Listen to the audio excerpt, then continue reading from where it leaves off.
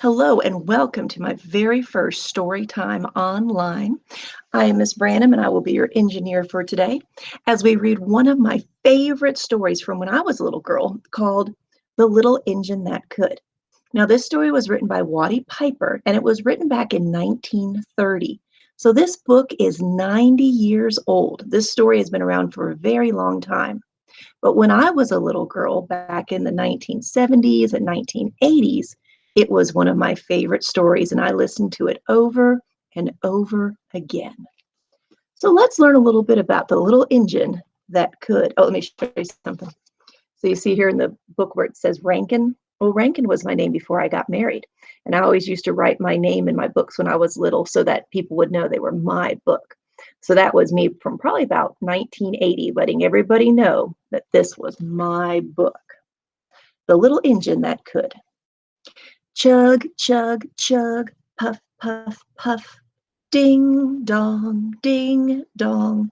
The little train rumbled over the tracks. She was a happy little train. She had such a jolly load to carry. Her cars were filled full of good things for boys and girls. There were toy animals, giraffes with long necks, and teddy bears with almost no necks at all, and even a baby elephant. Then there were dolls, dolls with blue eyes and yellow curls, dolls with brown eyes and brown bobbed hair, and the funniest little toy clown you ever saw. And there were cars full of toy engines, airplanes, tops, jackknives, picture books, puzzles, and every kind of thing a girl or boy could want. Now, some of those seem like toys that maybe you wouldn't play with today, but back in 1930, those were very common toys. But that was not all. Some of the cars were filled with all sorts of good things for boys and girls to eat. Big golden oranges, red cheek apples, bottles of creamy milk for their breakfast, fresh spinach for their dinner, peppermint drops and lollipops for after meal treats. Check out those milk bottles. The little train was carrying all these wonderful things to the little girls and boys on the other side of the mountain. She puffed along merrily. Then all of a sudden she stopped with a jerk. She simply could not go another inch. She tried and tried, but her wheels would not turn. What were all those good little boys and girls on the other side of the mountain going to do without the wonderful toys to play with and the good food to eat? Here comes a shiny new engine, said the funny little clown who jumped off the train. Let us ask him to help. So the dolls and toys all cried out together.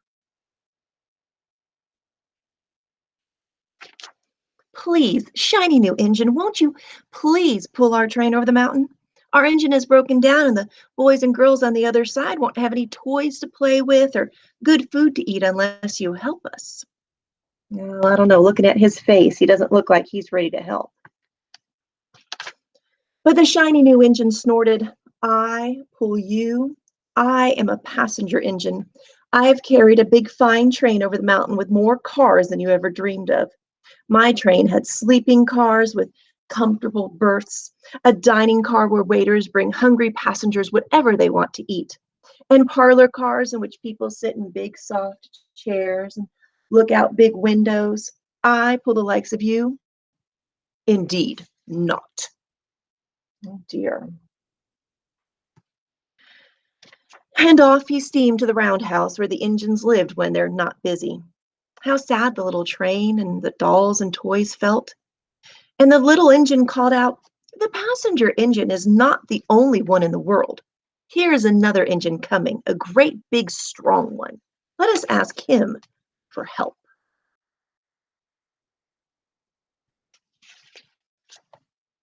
The little toy clown waved his flag and the big strong engine came to a stop. Please, oh please, big engine, cried the dolls and toys together. Won't you please pull our train over the mountain? Our engine has broken down and the good little boys and girls on the other side won't have any toys to play with or good food to eat unless you help us. What do you think? Make a prediction as if this train is going to help him. He's certainly big and strong enough. But the big, strong engine bellowed, "I am a freight engine. I have just pulled a trainload with big machines over the mountains. These machines print books and newspapers for grown-ups to read. I am a very important engine indeed. I will not pull the likes of you." And the freight engine puffed off to the roundhouse. Okay. The little train and all the dolls were very sad. "Cheer up," cried the toy clown. "The freight engine isn't the only one in the world. Here comes another. He looks very old and tired, but our train is so little. Perhaps he can help." So the big passenger engine said no. The freight engine said no. Maybe this one. So the little toy clown waved his flag, and the dingy, rusty engine stopped. "Please, kind engine," cried all the dolls and toys together, "won't you please pull our train over the mountain? Our engine has broken down, and the boys and girls on the other side won't have any toys to play with or good food to eat unless you help us." But the rusty old engine sighed. "I'm so tired. I must rest my rusty wheels. I cannot even pull so little a train as yours over the mountain. I cannot, I cannot, I cannot." And off he rumbled to the roundhouse, chugging, "I cannot, I cannot, I cannot." And then indeed the little train was very, very sad, and the dolls and toys were ready to cry. But the little clown called out, "Here's another engine coming, a little blue engine, a very little one. But maybe she will help us." The very little engine came chug, chug, chugging merrily along, and when she saw the toy clown's flag, she stopped quickly.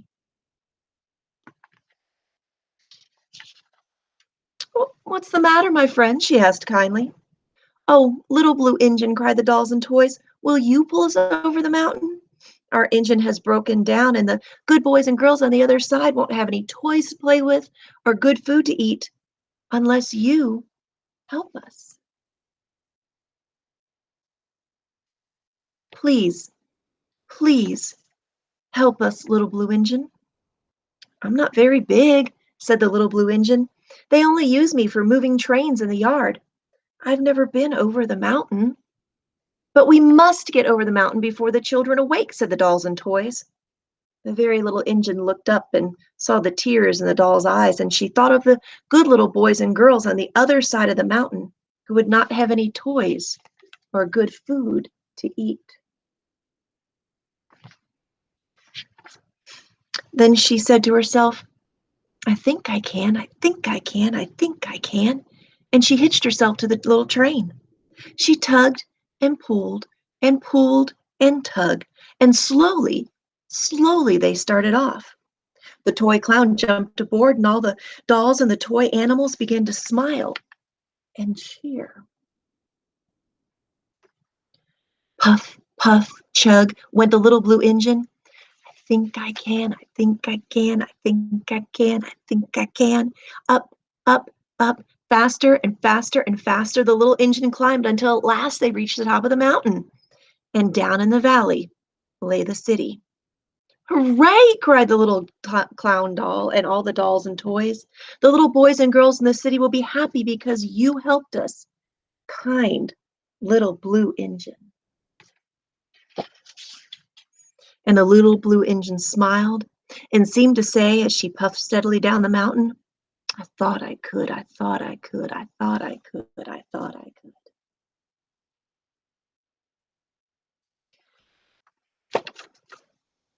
The end. So our little clown never gave up hoping that he would find an engine that could get them to the other side of the mountain for the good little boys and girls. And so I hope that you enjoyed this story. Like I said, it was one of my favorites growing up. And I hope that you will join me on Wednesdays from 10 to 10:30 for a live chat with a librarian.